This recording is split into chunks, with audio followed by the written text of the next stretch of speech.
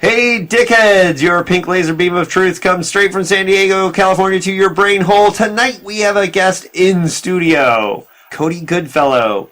He is the author of several novels, including Radiant Dawn, Ravenous Dusk, Repo Shark, A Perfect Union, which is one of my top 10 horror novels of all time.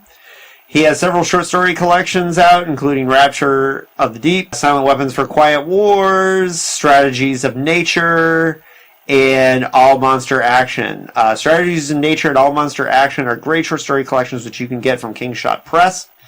And he has 2 new books out this summer, Unamerica and Scum of the Earth. And we're going to talk about those books after we get into the man of the hour, Philip K. Dick. One of the reasons why I wanted to have Cody on here is he's one of the biggest dickheads I know. He's the reason why I read 3 Stigmata of Palmer Eldridge. So here you go, Cody Goodfellow. Enjoy.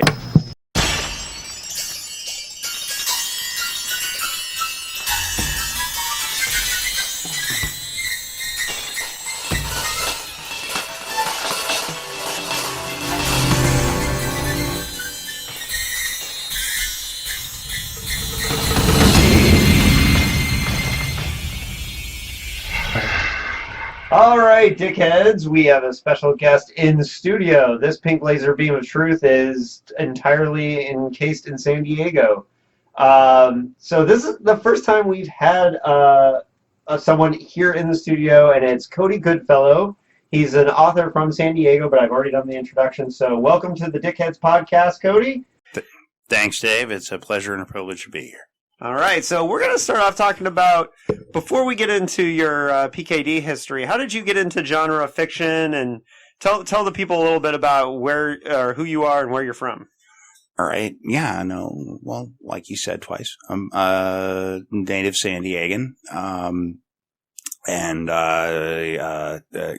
grew up in Hillcrest, not far from here, and Ocean Beach, and La Mesa, Santee, El Cajon, Lakeside. We've just been moving further and further away from the 5. And I got into genre fiction really early in life. I was fascinated by monsters and giving people bad news, and I think as a way to deal with turbulence in my childhood that caused night terrors, I realized that I was watching monster movies and that contradictory to what my parents and grandparents thought, the monster movies weren't causing them the night terrors. The night terrors actually, once I realized that the night terrors were like bonus monster movies, they stopped. Right. They went away. And I kind of missed them. And so ever since I've tried to find an outlet, various outlets for that energy. I had a 3rd grade teacher who, when I complained about the reading material in the classroom, gave me the Shining to read, and then Night Shift and The Stand, and yeah, I worked as a librarian at my junior high school at O'Farrell, the School for the Creative and Performing Arts, and so I had a hand in buying all of the books for the following year, and so yeah, by like 7th grade, I was stocking us up on Ellison and Dick and Lovecraft and Clark Ashton Smith and Robert E. Howard and all that good stuff. So yeah, I came to it pretty early. It's kind of defined how I look at reality. Unfortunately, how I've tried to make a living. Right. But yeah, it's been a rewarding part of my life, pretty much all my life. Okay, so one of the reasons why I've always wanted to get you on this podcast and why I'm really excited you're here tonight is that you're one of the best and well-read people that I know in genre, of genre fiction. Oh, shucks. You're a person that pretty much every time, except for maybe one time, that you've told me to read a book, I've loved it. And, only your Patreon subscribers will find out what the one time was. Right. But for the most part, you're known as being kind of you're an expert on Lovecraftian fiction. You write a lot of Lovecraftian fiction. Your first 2 books Radiant Dawn and Ravenous Dusk are epics of Lovecraftian style fiction, Mm-hmm. but I've always known you to be just as much, or maybe not quite as much, but a very serious Philip K. Dickhead. And, for me, you're the person that made sure that I read, for example, Three Stigmata of Palmer Eldridge, Mm-hmm. because when we first started hanging out, I had mentioned that I read a lot of PKD, that I like PKD, and you had asked me if I had read that one, and I hadn't. Mm-hmm. And I know Anthony had a similar experience with you, so we always connect you with that book. But I've talked many times with you about Philip K. Dick. So what's your introduction to Philip K. Dick, and how did you get into this author?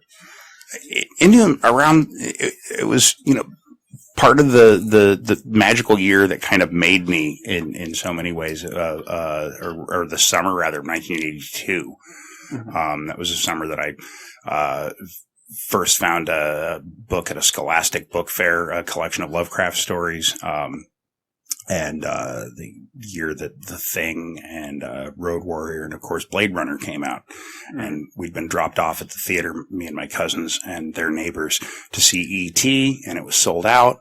So we went and saw Blade Runner instead without knowing. It's pretty much the same thing. Sure. It was the Star Wars guy. And that was my introduction to Dick's work. And of course, it's filtered through a lot of other things. And so, reading the book, just as a way of trying to get more of the movie, at age 11, really blew my fucking mind. At first, I was frustrated with it because it didn't cater to, it wasn't a sleek, noir, hard-boiled noir thing. And, Roy Batty, looked in my head, more like like Ned Beatty than Rutger Hauer, in a luau shirt. But getting my head around a lot of the things like sorry, spoiler alert, the unit of Blade Runners who don't realize that they're all replicants and stuff like that really added this layer of unreality that really made me consider for the first time, that, how fiction is a guided dream. And so, like a lot of people, I have this very healthy distaste for the conceit where somebody wakes up at the end of a story and, it was all a dream. You want it to be reality, but that's because what you're reading is a subversion of reality. It's a counterfeit of one. And so when it admits that, it can be really frustrating. It's Dick's ability to, or his penchant, his obsession for, playing with that plasticity of subjective reality, was really amazing. Really, really touching to me. I wasn't really ready for it at the time. Mm-hmm. And so I didn't read anything else by him until I got to college. And acid. I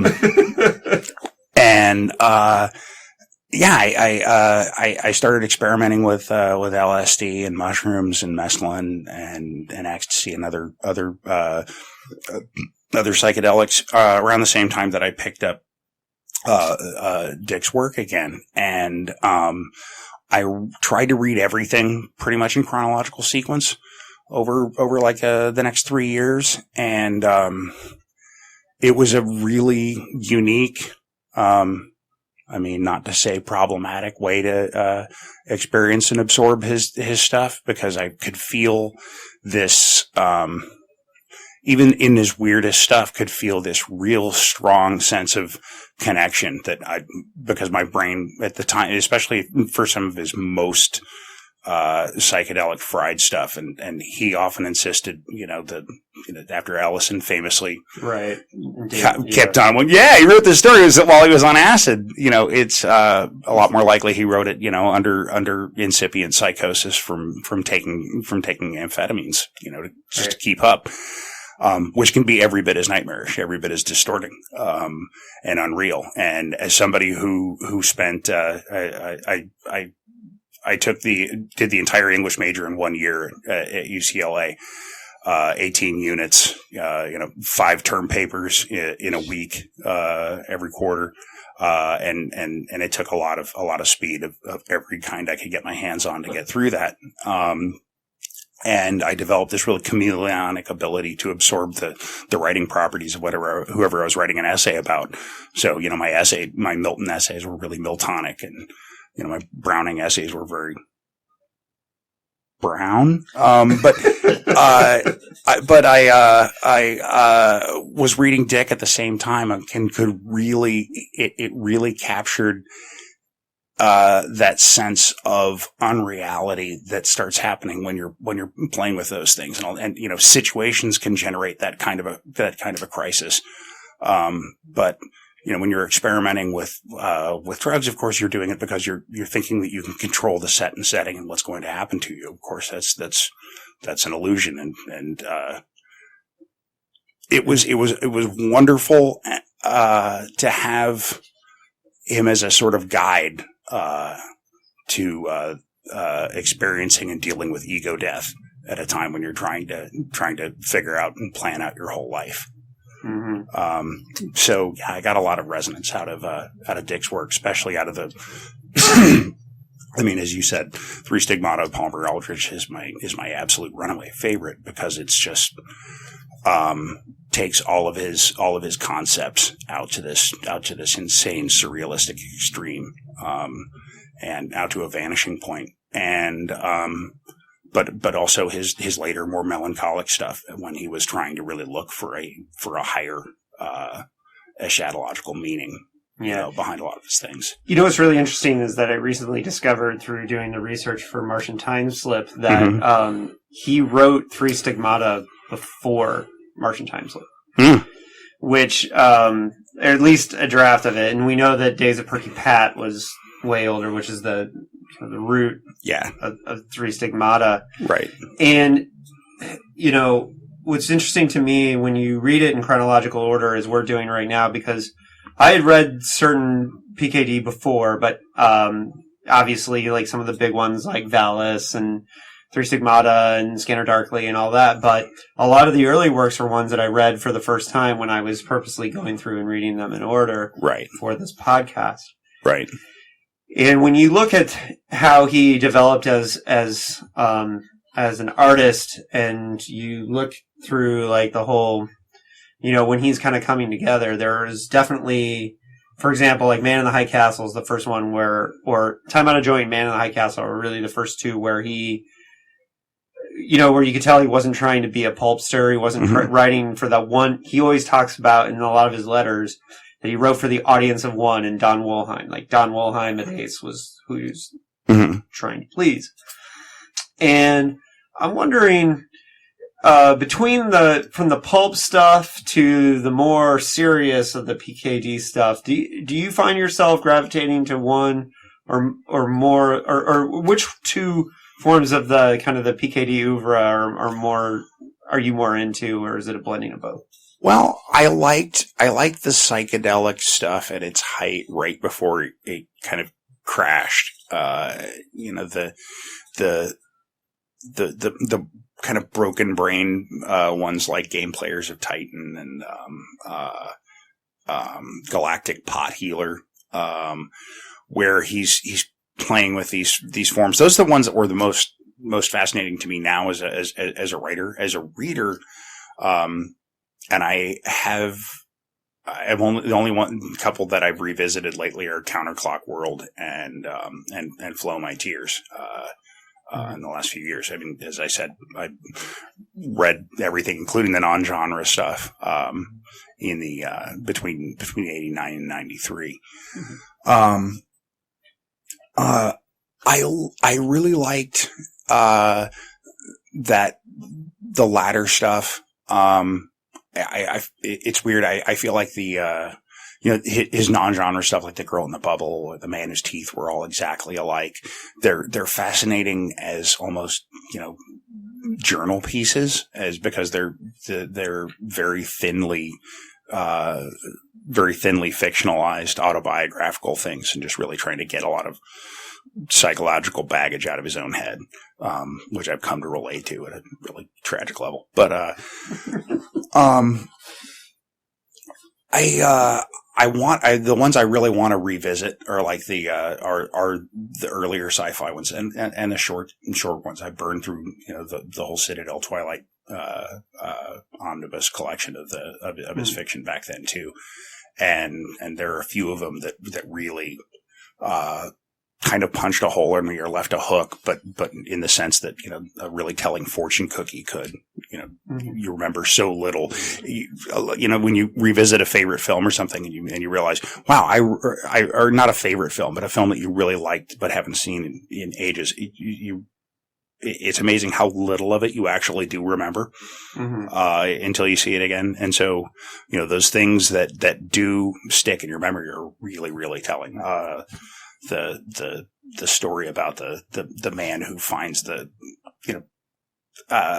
to the doctor and he realizes that he has that ticker tape running through his chest, and by punching it, he can cause different experiences to happen. It's a beautiful thing because it distills down, everything that Dick was attacking in his whole thing in this one beautiful metaphor. The Citadel Twilight, Volume 2 was my gateway drug because after Total Recall, right, that was for me. And I still have that copy. We're still using it. It's all marked up for the podcast now. But and how amazing was that when you go back and read that one. And I remember after Total Recall came out, and I couldn't find a collection with We Can Remember It For You wholesale out, and that it came out after the book, and so it had a big sticker on it, Faces for Total Recall, yeah. And how amazing that story it overruns the movie in like 10 pages, right?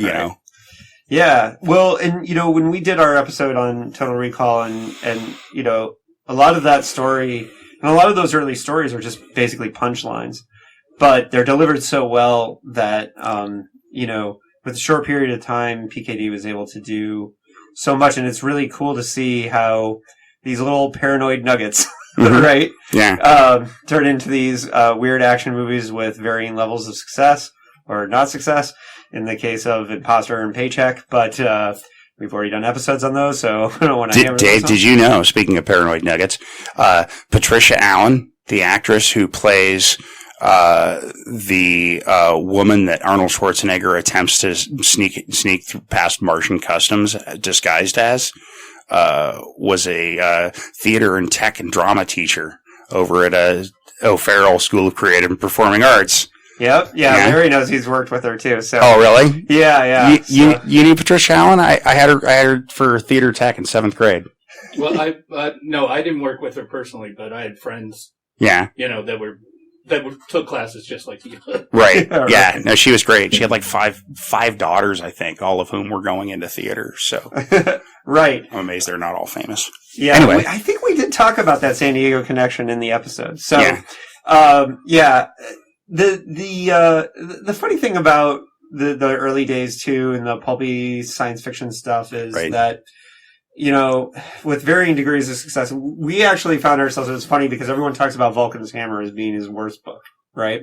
Really? And we all kind of liked Vulcan's Hammer to a degree. Right. It was kind of a contrary opinion. And the one we hated was Cosmic Puppets. We all hated Cosmic Puppets. Mm-hmm. And that's the one book that none of us liked. Right. But to a degree, there was still stuff that we could get out of it, and it's really interesting to see, even in the early days with books like The World Jones Made and The Man Who Japed. Did you hate them in the context of the other Dick books, or in the context of what was contemporaneous at the time? Because No, and listen, I'm the one that, of all of us, I'm the one that constantly tries to remind people to think of it for the time that it was. Sure. And with, and that stage in his development, or what he was trying to do, because there's cool stuff almost happening in it. It's one of those ones where it almost bubbles through. I mean. Yeah, but they do drive through giant boobs at the end. Yeah. They do drive through giant boobs at the end, which is just kind of weird. And? Right, well. If it works for Cody, that's great. The thing is, I think it's it leads to really dry, ultimately unsatisfying and unmemorable fiction if you always let your forebrain guide you to a logical path for what should happen in a story. If the author at no level just lets their id take control of the story, well, he definitely did on the last page, because that's what creates the moments that stick with you. Yeah, because it probably retroactively blanked out everything that happened before that. They drive through boobs. Right. I mean, yeah. Think of what's going to stick in your mind in that baby. Yeah. Well, it is good to hear another opinion because we definitely. I know Evan Lampy, who's another scholar of PKD. He really loves Cosmic Puppets, and I like that one. I would need to go back and revisit, but I don't remember getting like a bad taste from it. I mean, Solar Lottery. It is our most downloaded episode too. Yeah. Yeah. The one we didn't like.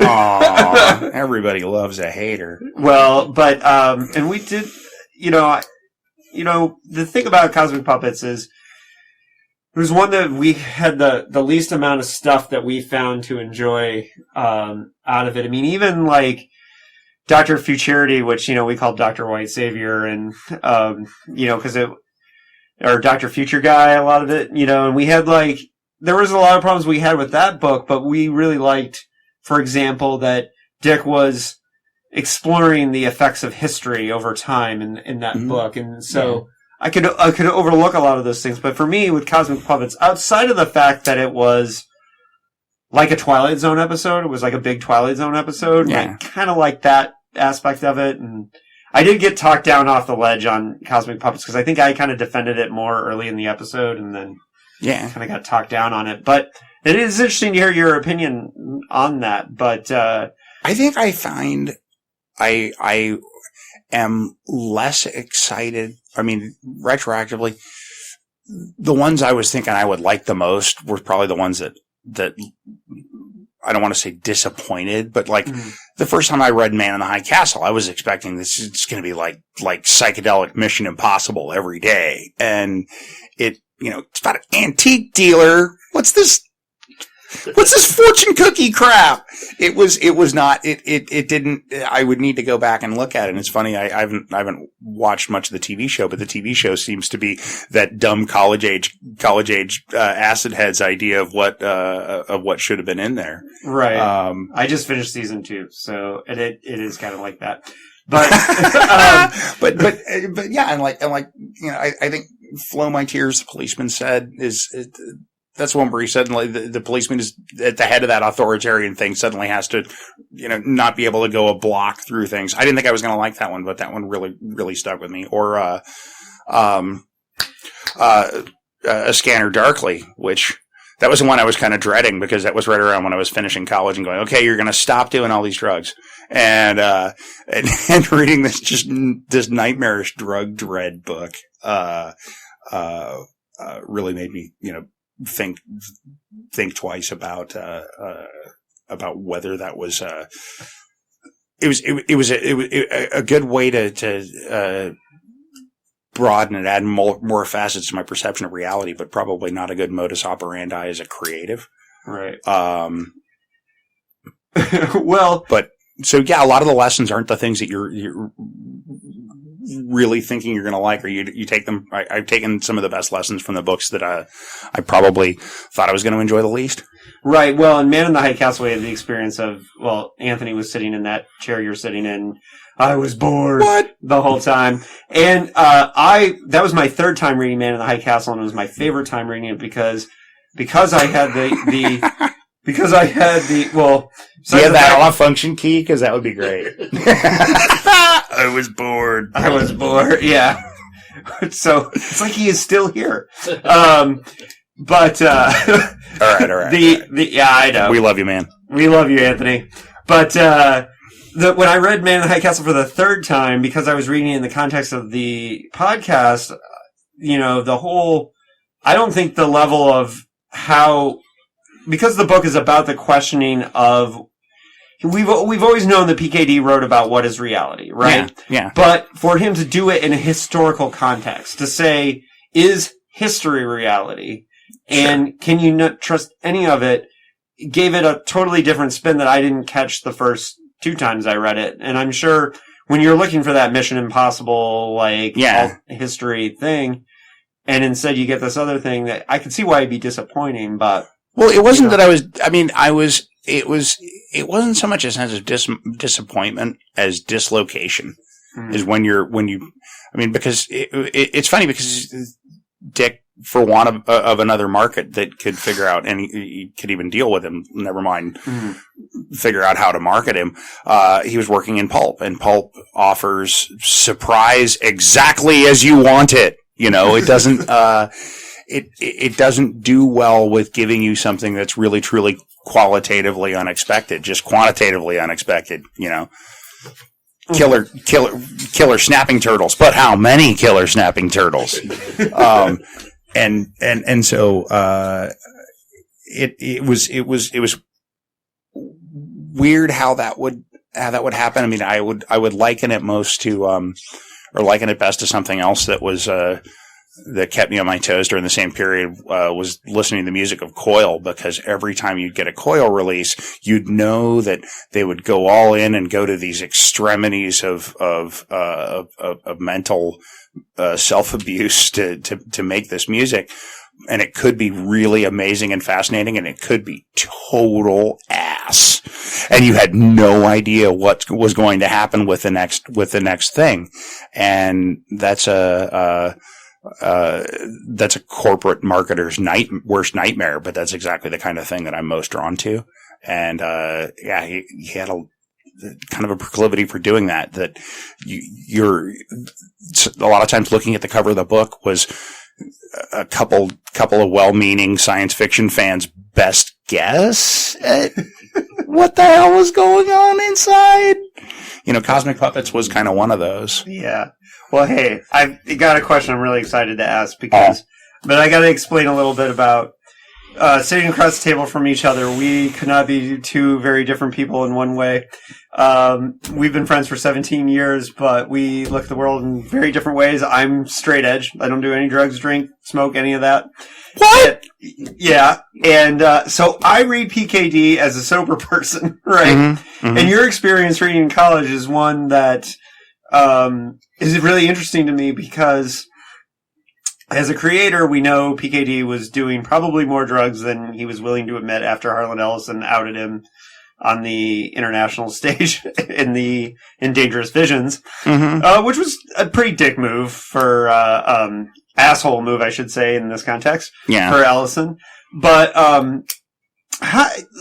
tell me about that experience, because I'm coming at it as a sober person, so we look at it as very different, but I'm now having the experience of doing this not only as an adult, but still as the sober person, like reading it through. Like how was that different? I don't know. I mean, there's probably, it's funny.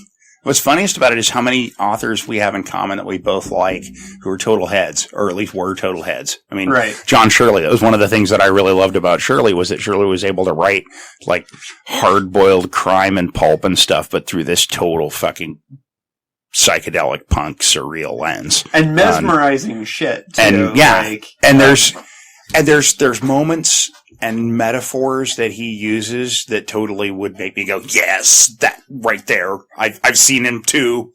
You know, I've seen the Belladonna Witch. I know what you're talking about, the man. Angel with television eyes and the mirror face guy. Like, I just finished that book. So. Yeah, the Machine Elves. I mean, there's things that some of the, without getting into the just, man, I had this one trip, winter midterms, you know, it really changed everything. I mean, to try to give a thumbnail description of what I think psychedelics did for me, that you may have had an analog from reading Dick's fiction or other experiences in life, watching Burning Man on TV, I don't know, but,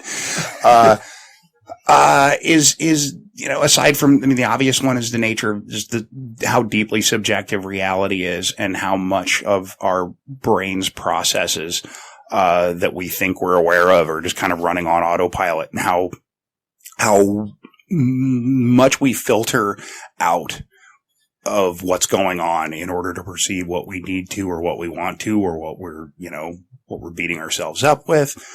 But, also, I mean, the mechanistic and kind of deterministic nature of so much of the brain and what is and what isn't.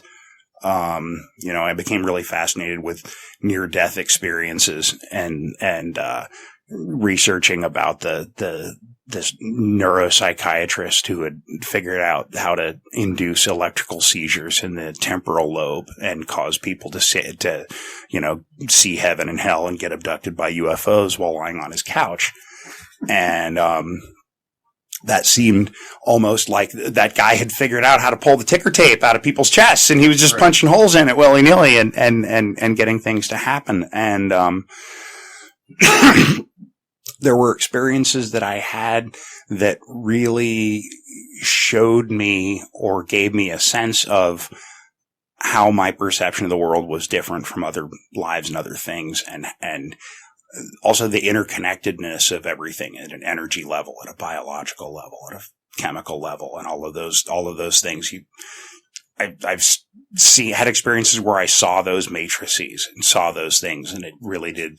It didn't make me stop eating cheeseburgers, but I've seen how the ocean's interconnected and how pigs are really us and all of that stuff, in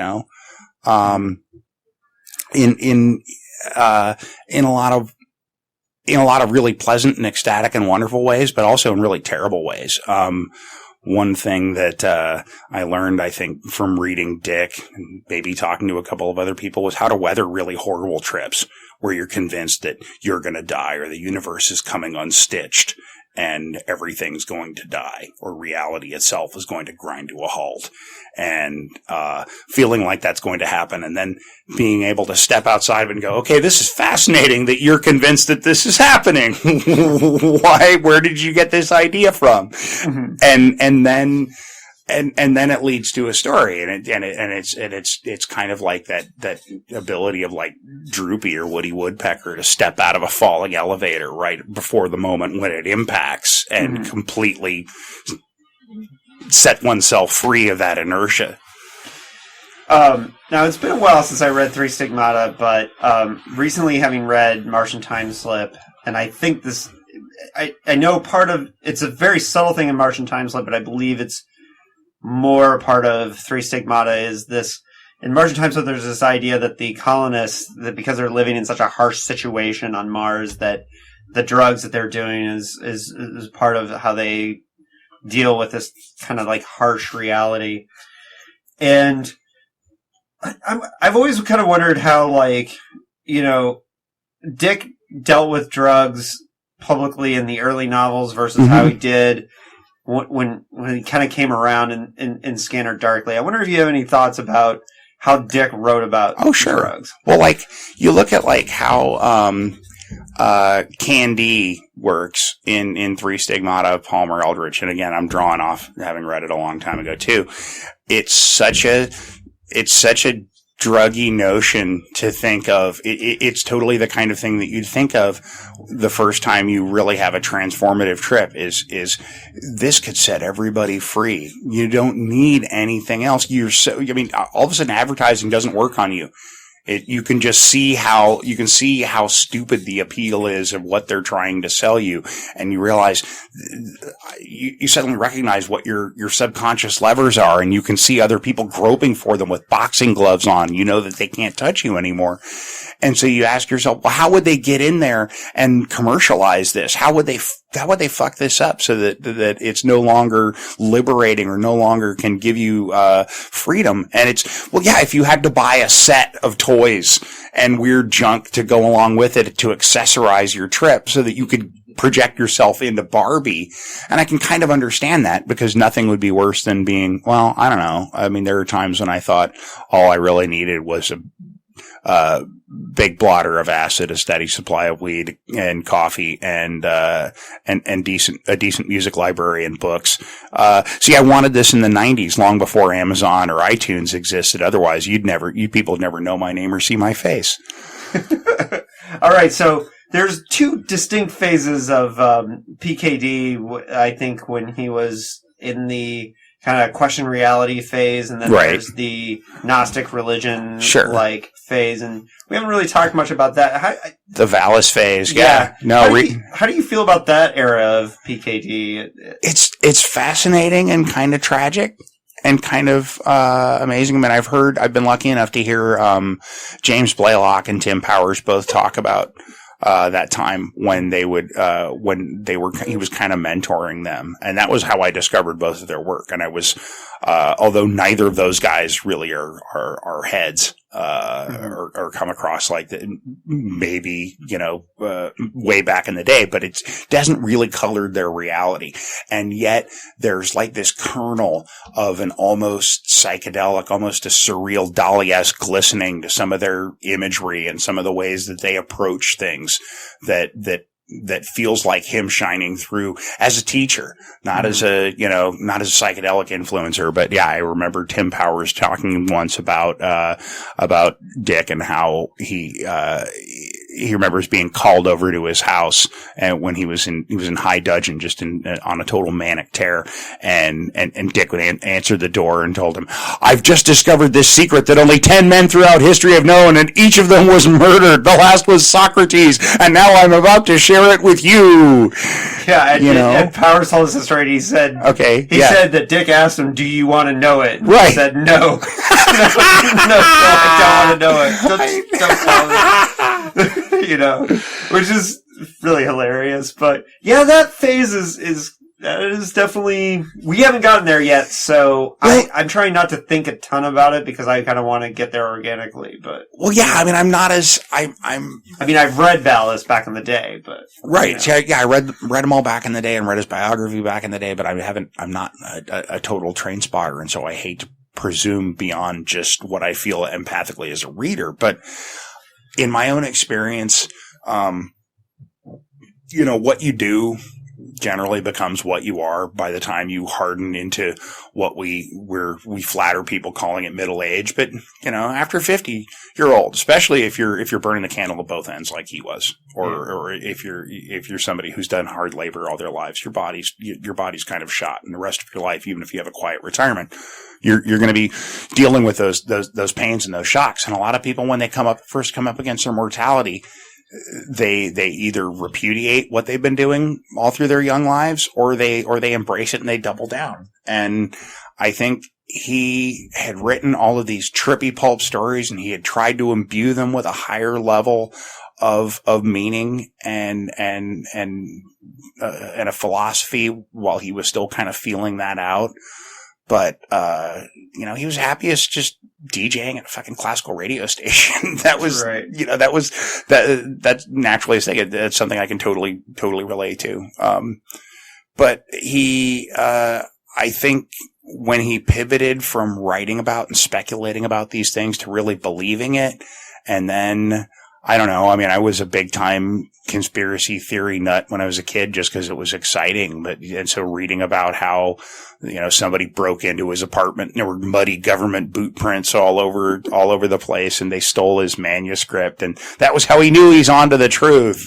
It was actually Penultimate Truth is the one that he blames the FBI for, and I know this is because I just finished reading and researching Penultimate Truth for the next episode, so yeah, that's the one he believes was the one that got him onto him, the one with the Lettys and the Yancey and all that. So before we transition to talking about your work, right, which we're going to do really soon, and this is something that I asked Evenson when he was on, right?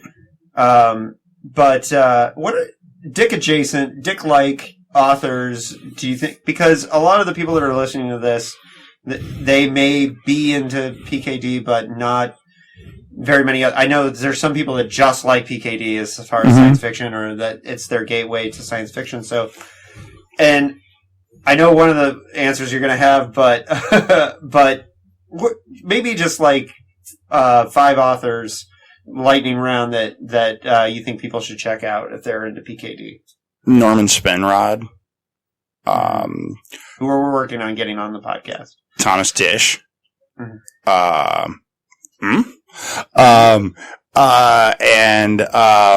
J.G. Ballard. Of course. Yeah. Yeah. And Ted Sturgeon. if you guys haven't read any Ted Sturgeon, and A.E. Van Vogt. Yeah, we're actually working. We're going to be doing a whole bonus episode on the on Null A, because that is PKD's biggest influence was Null A. So we're going to be doing both. Fantastic. So, yeah, Spin Rad was the one I predicted. But we are working on Spin Rad. Some of those authors are not with us anymore. So yeah, when Skip and I were in New York for World Horror in 2005, we hung out with Leslie and Adam Sternberg.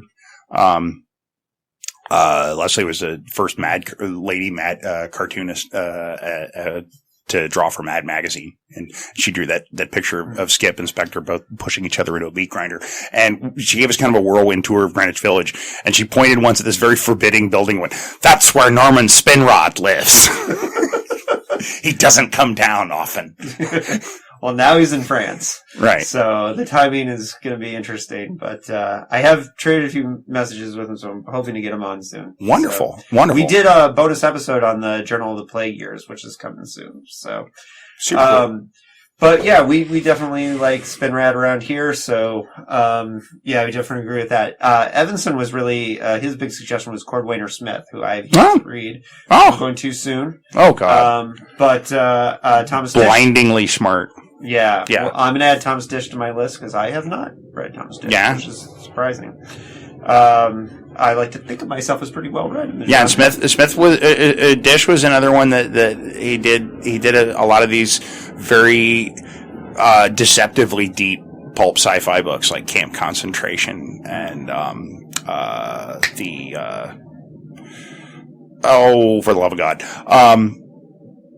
But he then pivoted and kind of reinvented himself in the early 90s as a big high concept thriller writer. Did like the MD and the Lawyer. Yeah. Didn't he write under his real name, he wrote the Journal of Psychological Warfare or something like that, for the U.S. Army. Yeah. Which is really weird. I do have some of his books on the shelf now. I just haven't gotten to them, but I am working on that. And so last thing before we get to your work, lightning round, 5 most essential Philip K. Dick books off the top of your head.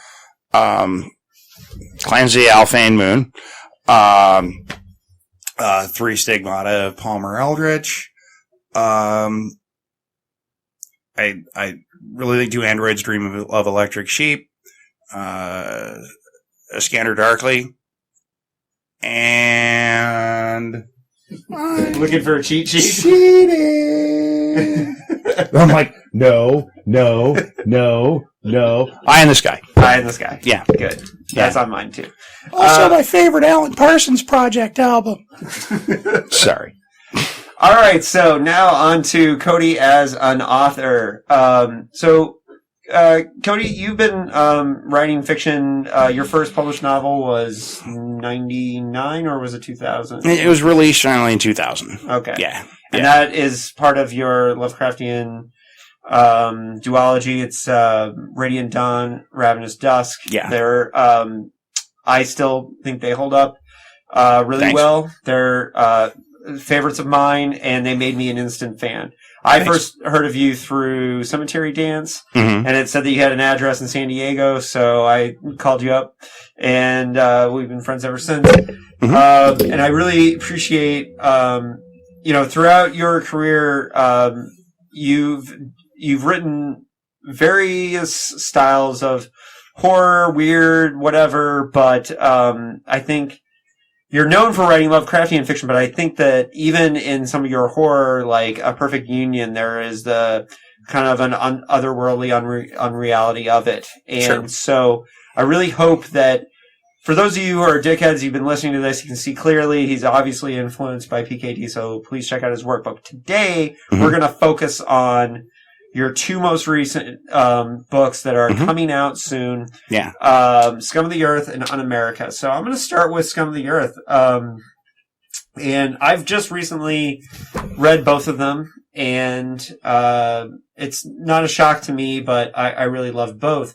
But on page 65 of Scum of the Earth, I noticed that you actually name drop Choose Z and Can D. Yeah. Right in there. Yeah. So that was pretty exciting to me. What influence did Philip K. Dick have on this book, and can you tell people what it's about?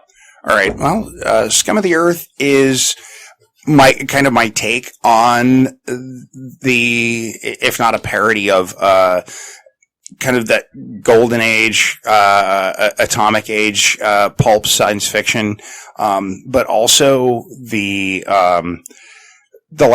there was this wave of sleazy parodies of golden age science fiction that came out post Star Wars, like Galaxina, Ice Pirates, and some of them were lighter PG fare. Some of them were promising to be like Cheech and Chong in outer space. Like Buckaroo Banzai too. Yeah. Yes. There were, from that same era and totally that same aesthetic. And I wanted to do something kind of in that vein if I was going to do like an Eraserhead book. And I mean, obviously this book is a lot slimmer and more focused than any of my previous things. Also, as it happened, I wrote it using a totally different process. I was in a deep crisis. I was in the process of moving from Portland back down to San Diego last summer, and I went on a writer's retreat with Carlton and Rose out to the coast. And so everything in my life for like the third time in 2 years had been thrown completely up into the air, and I didn't know where I was going to be living or what I was going to be doing or anything. And so I just attacked the book in a crisis and turning all of my anxiety about all of those things into the story. And that's been a part of my process all the time. I mean, Repo Shark is what it is because of going to Hawaii year in and year out, the most beautiful place in the world, and having a really shitty time. So and people should know it's a really fun and funny book. So It's funny to me that you're going through a crisis because it is pretty hilarious. And so, well, thank you. Yeah, I wrote half the book in a week on this writer's retreat, and then I moved. I put all my shit in boxes and put it in a truck and drove back down here, and I wrote the rest of it in a week just to kind of get over it, and it was very much of a psychological safety net. It allowed me to step out of this borderline hysterical place that I was in, and get a hold of my life. And it is, I mean, in rereading it afterwards, it is remarkable to me how I was able to, get as many jokes and gags and things that I kind of don't remember having come up with. And so it is really a powerful and poignant personal testament to the ability of the brain to distract itself when it's falling apart. Now, this book, it's funny because I could easily see this book being like Do-Si Do on an ace double with a Lee Brackett book or or whatever. Yeah. And I think that's obviously what you were going for. But at the same time, it doesn't mock that era as much as it just playfully has fun with, because for those, you and I are both people who like to read old sci-fi and out-of-date sci-fi. Yeah. And so, like, I really enjoyed reading something that felt like it was, like, farted out of the 60s, right? Mm-hmm. And, but here's the funny thing. So there's all kinds of really, like, I mean, the whole story is basically about, the Earth has been destroyed, but people are kind of, like, I might be remembering this wrong, but basically using human brains like a drug, basically, or harvesting them, or am I remembering this wrong? Well, aliens have been using humans for a variety of purposes over the centuries, and so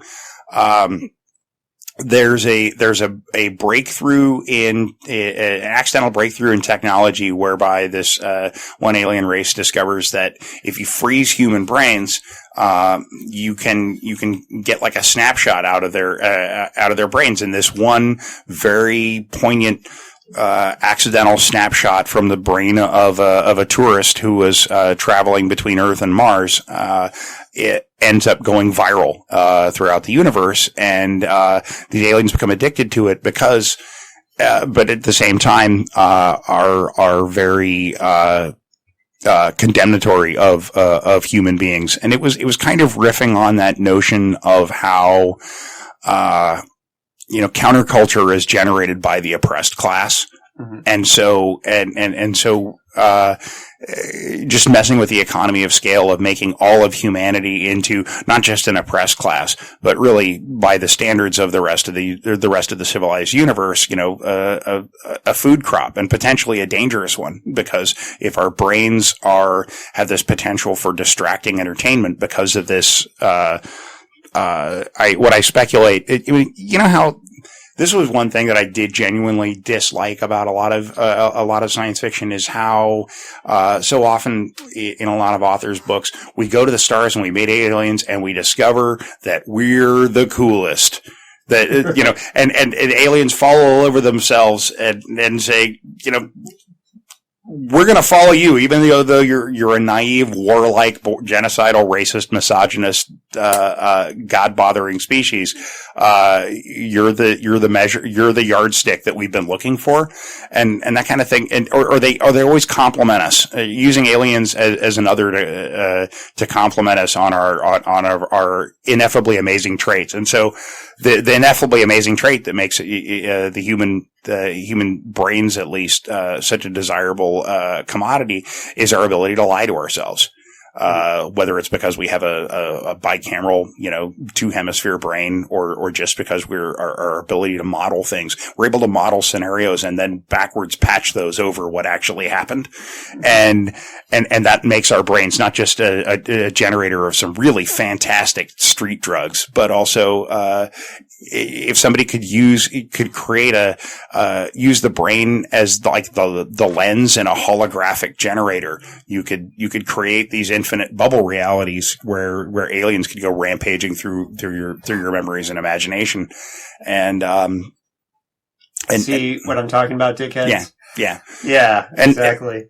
So that's the thing, dude, is that this book is super pulpy in a lot of ways. I mean, the lead pirate is an ex-stripper named Callista Chrome, right? Yeah. And you've got fart jokes and drug jokes and dick jokes, but you also have like these really interesting, like everyone's used to me reading parts. I'm not going to read your book to you, but on page 46, there's this really interesting digression about how the human brain works, and just basically the stuff you were just talking about.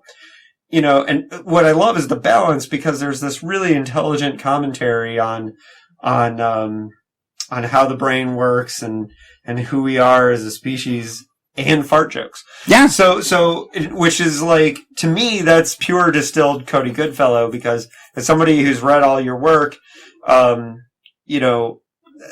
one of the things that I've come to appreciate, is that, you definitely will balance that. And Dickheads should really enjoy that, because one of the things that gets overlooked often, and we talked about this with Evanson, is how hilarious Philip K. Dick is. Yeah. And how funny his books are, and people forget that. Jim Jam the News Clown. It's fucking stone gas, man. Yeah. Well, The Man Who Japed is a fucking comedy. Yeah. Like, almost from beginning to end. The World Jones Made is very fucking funny. Fans have Eye in the Sky is fucking hilarious. Yeah. Fans have a tendency to overlook sense of humor when they put a guy up on a pedestal. Right. So. And so one of the things, getting back to Scum of the Earth, like, I laughed throughout this book. So, right on. But it's not lost on me that, that there are levels that are working in this book that are going to go over some people's heads when they read it. And, I hope so. Yeah, It does. I mean, it does do stuff with layered and synthesized reality, and with the gray areas between drug and entertainment experiences and reality and religions and stuff like that. But in a very, using that as a veneer. I mean, I wasn't writing it with even the slim expectation of a lame advance that Dick wrote those kind of things. But companies, like Eraserhead Press are sort of those fly by night paperback original pulp guys of this era. Mm-hmm. And so I wanted to write something that repaid that, but also took it forward. When I try to pay back my influences, one thing I really try to do is rather than just go back and do something that could be mistaken for being from that era, or do something that just checks that era, I try to do something that conveys my excitement for it. When I wrote Radiant Dawn and Ravenous Dusk, I wasn't going to write something that used Lovecraft's style or structure, or his lack of interest in human beings, especially women and people of color. But no, and I'm sure there are many people who read Ravenous Dusk and Radiant Dawn and were like, "What's so Lovecraftian about it?" But the people who know, who are really smart about his work, they see it. Yeah, it's not the stylistic stuff; it's the concepts. But finding new ways to do new weird tales, which weird tales were a synthesis of horror and science fiction and fantasy tropes, and playing those against each other, so that you would get something that felt both familiar and utterly alien at the same time. And I was trying to reconvey that, and I did that with Scum of the Earth. I'm intent on doing more science fiction stuff on a larger scale in the immediate future. So this was kind of a fun palate cleanser. How long did you gestate this idea? Because not very long at all. Not very long. So you just went to the retreat and were like, "What am I going to do?" Yeah. Exactly. Cool. Exactly. And so it was kind of a test for myself. I had just finished Unamerica. Actually at the beginning of last year, and Unamerica was the exact opposite in every respect. And we'll get there. Yeah. But let's just close up Scum of the Earth a little bit. And so one of the other things too, there's lots of real hidden, one of the things, if you all couldn't tell, Cody knows his genre history and knows is a bookophile like we like to be on this show.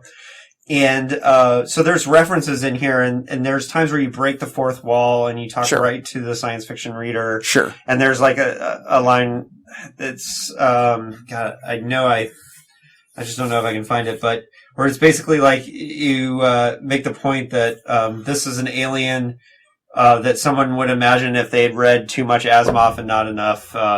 I'm not sure. Ellison. Not enough Ellison. Right? Yeah. And this was a great part of the book for me. Really made me laugh. You're definitely tongue in cheek with a lot of these parts of the book, but what I think it does is it really rewards the reader who knows the genre, and I appreciate that. Thanks. I wanted to experiment with judiciously doing that, because I've become, as I've gotten more experienced, I've become more and more concerned with and determined to find ways to have prose do things that film and games and music can't, and I mean, we're aware that we're reading, when you hear a story, maybe somebody's reading it to you and it's supposed to sound like they're writing a journal, and yet they're describing writing in their journal in such a way that it's like a radio play. Yeah. And it kind of loses that reality. When you write a story, I mean, if you're doing it in third person, I mean, what the hell is that? What is it? How does that exist? How am I supposed to take that as gospel? Take anything in that as gospel?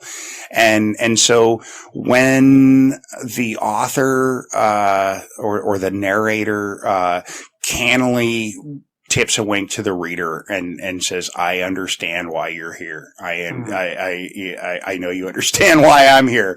And what we both hope to get out of this. I mean, of course, that which is understood need not be explained, but in moments like that, you've kind of always done that, even in more subtle ways. I think. Sure. I remember moments in I am definitely getting less subtle as I get older. Yeah.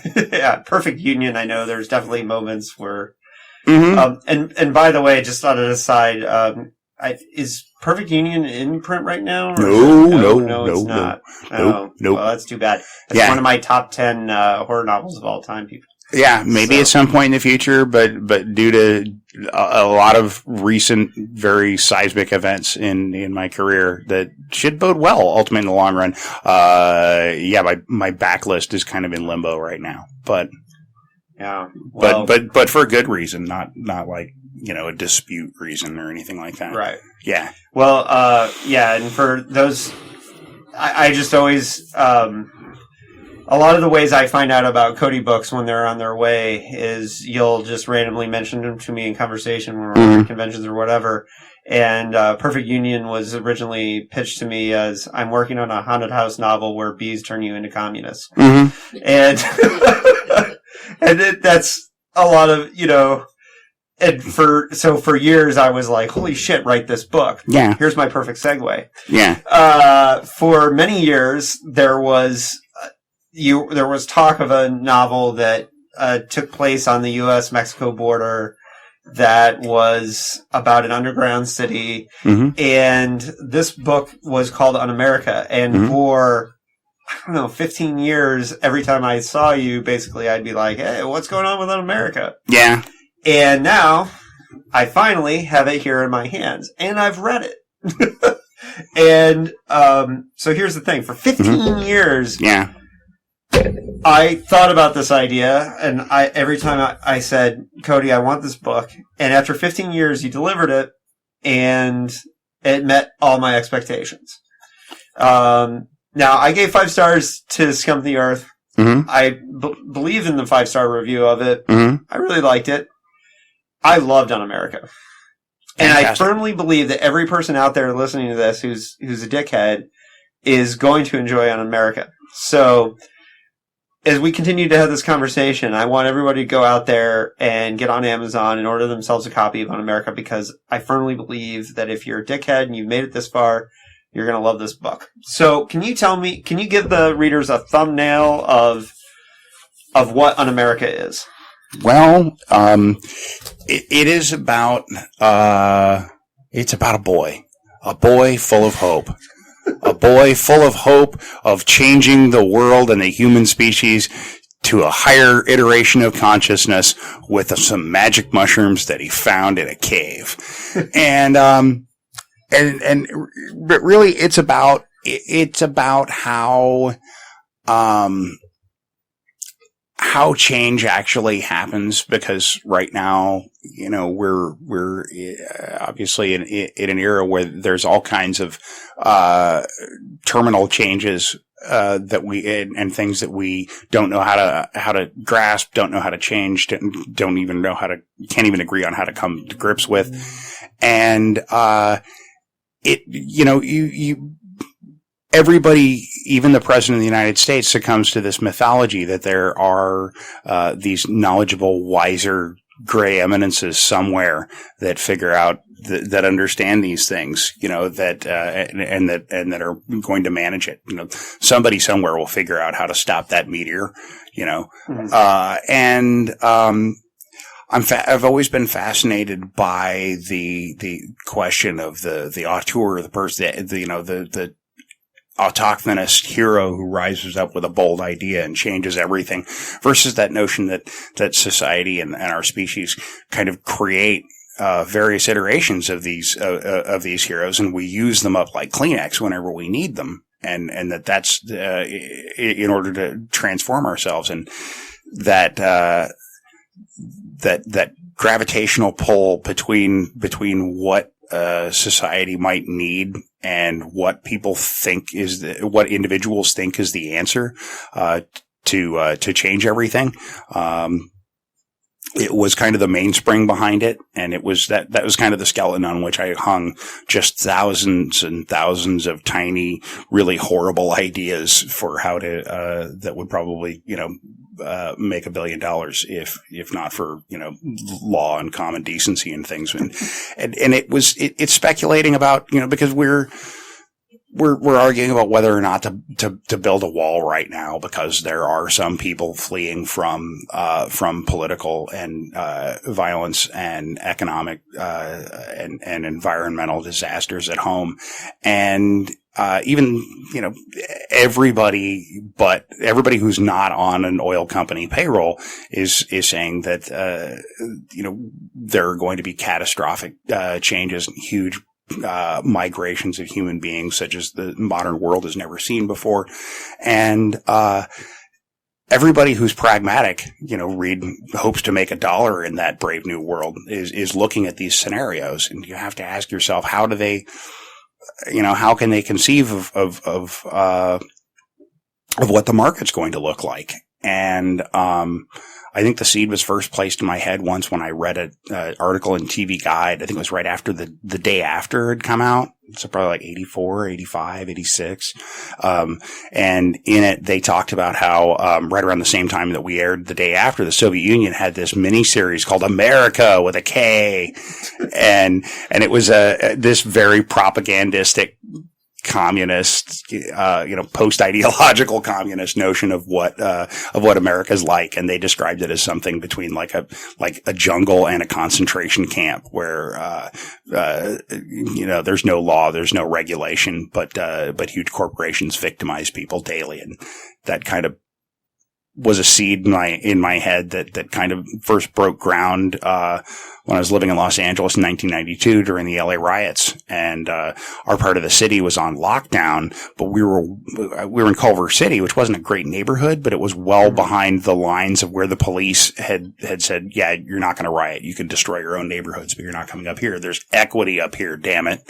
And, we would cruise around on my scooter, with a video camera, looking for trouble. And, what we saw everywhere were all these people that probably lived under the streets or in sweatshops here and there, all around the city, and that, probably don't have driver's licenses or social security cards or green cards or their name on paper maybe anywhere so far as and they're all wearing Joe Camel and Marlboro gear. It was at the time when the cigarette companies were doing these promotions and they were giving away every kind of clothing, and they were dancing in the streets for a while because the city had kind of disappeared as an entity, as a political entity, as an economic entity, and all of the regular people were hiding in their houses, and they weren't violent or dangerous or anything. But what was fascinating to me was this notion this was America for them. This is what they came here for. They have no idea about how our judicial or legal or political process works, and they don't fucking care. All they know is that they have slightly better chance of barely making a living and not getting killed than where they were at home. And then the cigarette companies give you free clothes. Holy shit. This is heaven.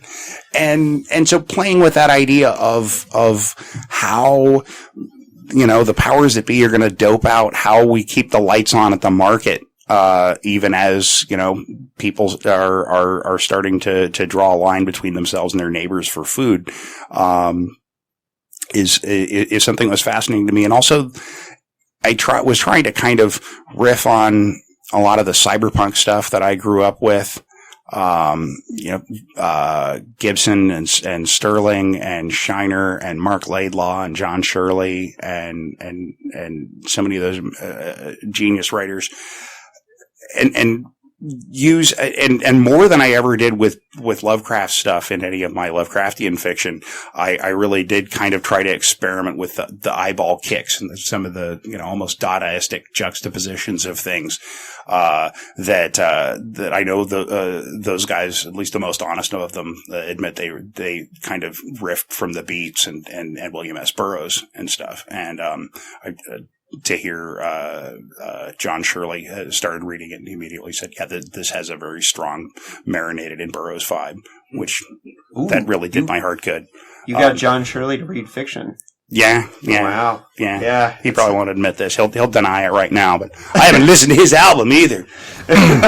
Well, this book was conceived during the George W. Bush era, and I first attempted to write it. I mean, there was an idea for a place, and I didn't know what was going to happen in it.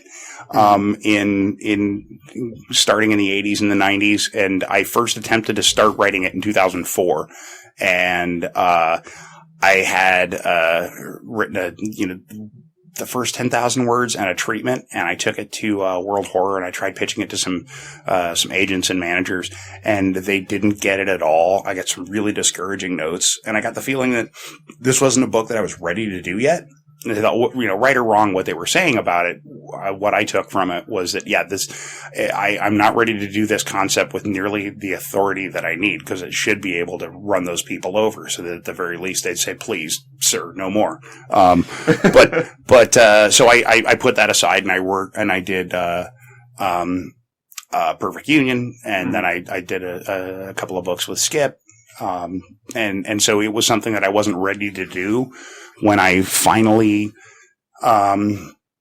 did tackle it. I was in, all kinds of weird, dire straits and in a very strange place mentally and physically, Portland.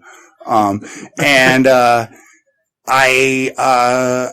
sat down and I looked at what I'd written, 12 years before, and I reworked a lot of it. And then jumped right into the book, and I did a lot of research and stuff for it, but mostly I just sat in a really terribly supportive egg chair and wrote on a laptop, and for about 9 months straight to get it done. And immediately upon finishing it, I realized that I ruined the ACL in my right shoulder.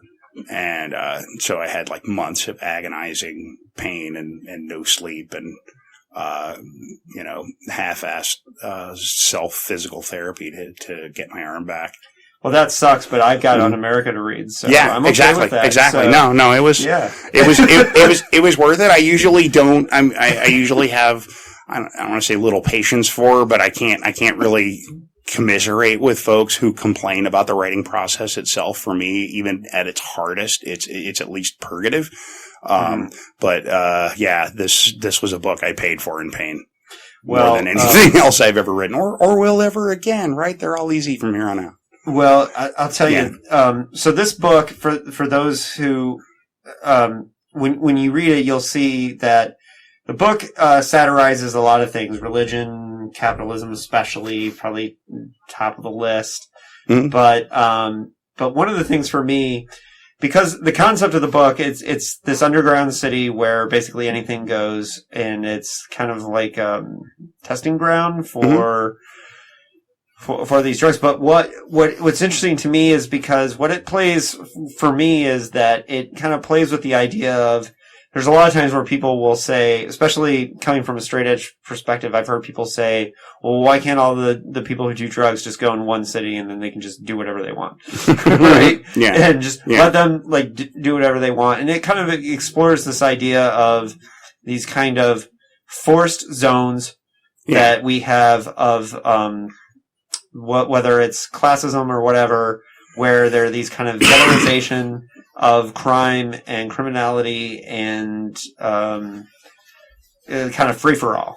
Sure. And so what I really like about that is because of with the title Unamerica, and it really kind of gets to this idea of you have this raver character who's trying to get back into the country. Yeah. But then he ends up in this place that's kind of like ideal for him, in the sense that it's this free for all place. It's not America, but it is like this highly concentrated form of the worst kind of places that America creates and hides. Well, sure. Right. It's everything. Yeah. Well, it's unacknowledged America. It's everything that we desire and want. I mean, red state evangelical Christians watch the most porn. And account for more than their share of of abortions. And so, attempts to litigate those things and make those things illegal. It's to stop their own people from doing those things. Because they recognize they have no self-control. And so in Un-America, I'm trying to, what I always figured, I always figured that sooner or later pot would be legal, but the day that pot's legal across all 50 states is the day the rich people blast off for the dark side of the moon. Right. with all of our good shit, because I always felt that it would be the same kind of thing as when in Apocalypse Now, when all the Playboy bunnies are doing their show and the soldiers and the Marines overrun the press barrier and they're trying to maul the bunnies. And Bill Graham, the promoter, has like all these packets of like Panama Red and bags of Coke and bennies and whatever, and he's throwing them out of his pockets, and the soldiers all start grabbing and fighting over those, and he's able to get the bunnies onto the helicopter and get the hell out of there. That's kind of what I always thought legalization would be like, and it feels like, and it's sad to be right about this, that human nature seems to be, as we're facing these terminal questions of environment and population and allocation of resources and stuff like that. And it's not just a question of paying a living wage. It's when people are going hungry, what the hell are you going to do? Are you just going to start having robots serve the food and put robot machine guns at the doors to the McDonald's? Or, are you going to keep paying these people even though you spent a whole lot of money to replace them with robots? How do we deal with these questions? And when I read more recent works by a lot of science fiction writers that were kind of hailed as prophets back in the day, each of them, and I think almost all science fiction writers do this, or they tend into fantasy, or they go insane and start talking to an alien being that's beaming them all their story ideas. But you start. The future catches up with you, basically, and you reach a moment of future shock where, holy crap, the future that I talked about, whether it's here and I'm right, or I could never have predicted this, and it blows me away. I mean, did you go to that Kim Stanley Robinson thing? No, it's tonight. Oh, it's tonight. God damn it! Why didn't we go to that and then get drunk and then do this? Or I get drunk and do this. Anyway, it amazing. I love his 3 California books. But really good. The second one, the one with the automated cars and everything, isn't it fascinating how there's automated cars, but there's no internet? There's no car phones. People don't talk to each other while they're in their cars. They don't seem to be able to, and yet you can still do terrorism. There's automated cars and you can do terrorism, but nobody keeps track of it. So it was weird how there was kind of a blind spot or a myopia about, okay, a computer will run all this and computers remember shit. Yeah. And you could do these things. And so but so many, I mean, like Gibson a long time ago, I think in the early 2000s, kind of stopped writing sprawl or speculative fiction stuff and just kind of wrote books, like the Blue Ant books that were about kind of a juiced up version of now, but basically had recognized, the future is now. And it's, and I wanted to write a cyberpunk book, but I felt disingenuous trying to predict about what the future is going to be like in 2070, because it's going to be Road Warrior, best case scenario. Jesus. This is a little bit of a tangent off of your stuff, but, I had this discussion with Shirley when he was talking about updating Transmaniacon, and I really told him that I didn't think that he should. That thing's such a product of its era. Yeah, I don't know if I wouldn't trust myself to write something that far back. Right. Well, certainly not him, not the author of his own work. Anyway, now I'm kind of with you. Yeah, and one of the reasons why is because I think that that's when we're even the hiccups and the weird things. It's like a bug smashing the projector. It's still rad. It's still an artifact and part of the thing. It's part of the exactly. deal. And I think that the artifact of it is something that's really, really important. Yes. I wouldn't change a thing of Transmaniacon. Right. And for those of you out there, we're talking about Transmaniacon by John Shirley. You should read it. It's fucking amazing if you can track it down. But some of these people, like, one of the things that I love about reading like a book like The Penultimate Truth is that it's showing me a vision of the future conceived of at this time in the past. Yes. It makes it so unique and such a weird thing. Yeah. And that in itself is fascinating. How we conceive of the universe and how our models of the universe are and how they change and how they're promulgated is as fascinating as knowing how the universe actually works. And so with Unamerica, you have a book that you conceived 15 years ago. How has this concept changed since you first conceived of it, or has it not changed much? Have you tried to keep it pure to the way you were thinking of it? I didn't really have to fight it. I think I figured out what the narrative was going to be, and it was more, and this was why I was dreading it. I was realizing, okay, I know what the broader arcs of the whole thing are going to be, but what are these individual episodes? What are these things? What are they eating? Where do they go? What do they watch? All of those things were really the parts that hampered me. And, trying to, because those are kinds of things you need to be relentlessly researching and interrogating the world for, and, and looking at all kinds of strange new stuff and going, if these trends continue, and that kind of pure invention was what I was kind of shying away from, or the weight of it. And there were some stories that came together that, or that refused to come together, that I had to find. Right. For instance, Jaime's backstory. I didn't actually invent most of that. His story about how he came to America. There's a friend of a friend up in Portland, who immigrated to this country from Cuba, by way of Camp X-Ray in Panama.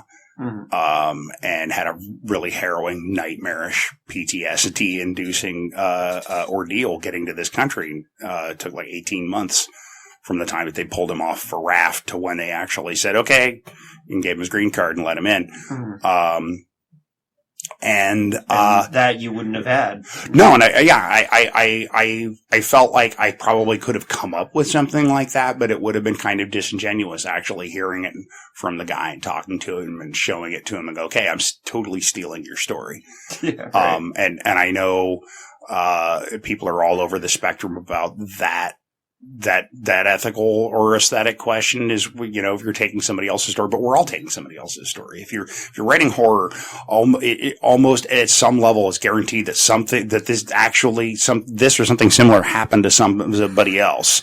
Somebody would read this and go, you should be ashamed of yourself. My Uncle Morty was just trying to push that goat through that fence.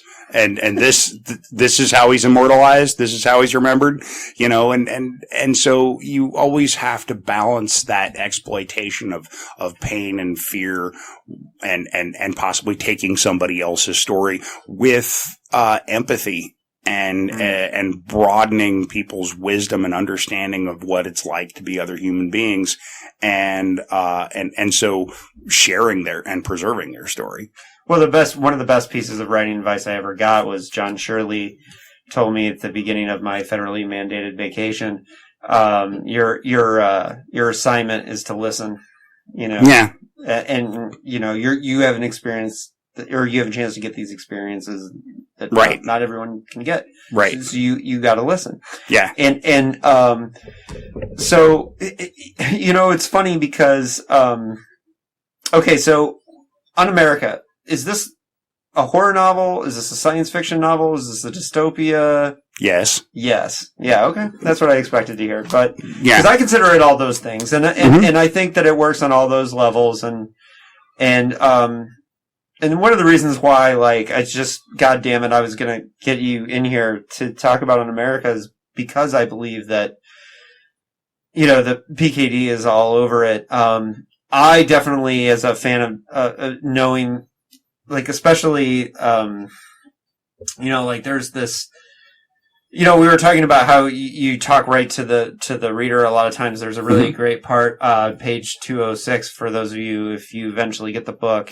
where you basically, tell the reader that they're a bad machine, right? And, I think some of these parts were the parts. Well, he's talking to you as if you're about to test his new drug. Right. Is what it and it doesn't have it all in quotes, but it totally, it does. I mean, it would be the equivalent of he is looking at you. Your POV is looking at him across the table with this pill in front of you and a glass of water and some Little River Band playing in the background. Well, and the reason why it made me think, the reason why you shouldn't do, why I dog-eared that page, besides the fact that I thought it was one of the most beautifully written parts of the book. Oh, thank you. Is that I think that that's a subtext, or that's I think PKD is like basically telling us that all the time, Mm-hmm. right? You're a bad machine Mm-hmm. all the time. Yeah. And so like when I read that, it just, really stuck out to me as, and I don't know if I wrote about this in my review, my blog review of Unamerica, but maybe I didn't write about the bad machine part, but it was a part of the book that really spoke to me, and I don't think it's a spoiler. I think it's a part that I want to highlight to people that when they read it to look out for, because I just thought it was a really powerful part. And for every part that's as powerfully written, there's a turd. Well, no, it's still Cody Goodfellow, so there's still a part where a guy's really pissed off because he doesn't have maple syrup to eat his human flesh. Yeah. And so like it's still funny. It is a very entertaining book for... Those are the kind of extremes you have to go to when you're introducing new characters less than 100 pages from the end of a 500-page book. That yep. They cannot eat human flesh without maple syrup. God damn it, where's my maple syrup? Yeah. Right? Well, but... when Larry from accounting is always taking it. Yeah. Well, that's the thing is, too... I'll never forget the first time I read your novel, Repo Shark. Mm-hmm. And I won't give away the ending, but the ending is impossible to get out of your mind. It's impossible to think about it without laughing. But it's not like the book is a rip-roaring, like, constant, like, tongue-in-cheek comedy. But I was kind of trying to do like Charles Willeford or Elmore Leonard with monsters. Right. Yeah. It's a great book, but the way you stuck that landing, it's pure Cody. And what I think is, and the reason I bring it up is because Unamerica, for all the books that you've put out and all that you've done, and as your friend, I'm incredibly proud of you for this book. Thanks. Because, like I said, I waited so long for it. It's the longest I've really waited for a book where I was like, holy shit, I want this book to come out. Other than Stormland, John Shirley's still not released book is... His Chinese Democracy. Chinese Democracy. Yeah, right. It's getting up there because I don't want to bug him anymore about it, but because I know it's not entirely his fault, but I really do want to read Stormland, damn it. Yeah. But Un-America is a book that I really feel... I don't know if you feel this way, but... I feel like it's checking all the boxes. Kind of, yeah. I would say this and Perfect Union are to me the best examples of your work. Oh, well, thanks. I don't know. This is the last book I felt like I had to write. I mean, I have things that I want to write, and this was. This and this one other book are the two like stone babies I've been carrying around in my head for most in some form or other for most of my adult life. Mm-hmm. And this next one, which I'm trying to fight my way to, will take even more research, probably be even more of an ordeal. It's probably going to cost me both arms and my dog or something. But I'm sailing. I'm tacking into that wave. Mm-hmm. And then if I come out the other side of it and I survive, I would love nothing more than just to be completely swamped and ask myself, okay, brain, what do you want to do today? And for the first time good God, since the first time I broke my brain with acid or wrote a short story that I could sell, say I have no idea whatsoever. Right. What do you want to do? Yeah. That would be, yeah. And this is an important lesson for the writers that are out there listening, and I'm sure there's plenty of them. One of the conversations we had about Un-America many years ago, was an important conversation for me because we had at the time I was outlining a horror novel about the Vietnam War. And I was convinced that was the next book I was going to write. Mm-hmm.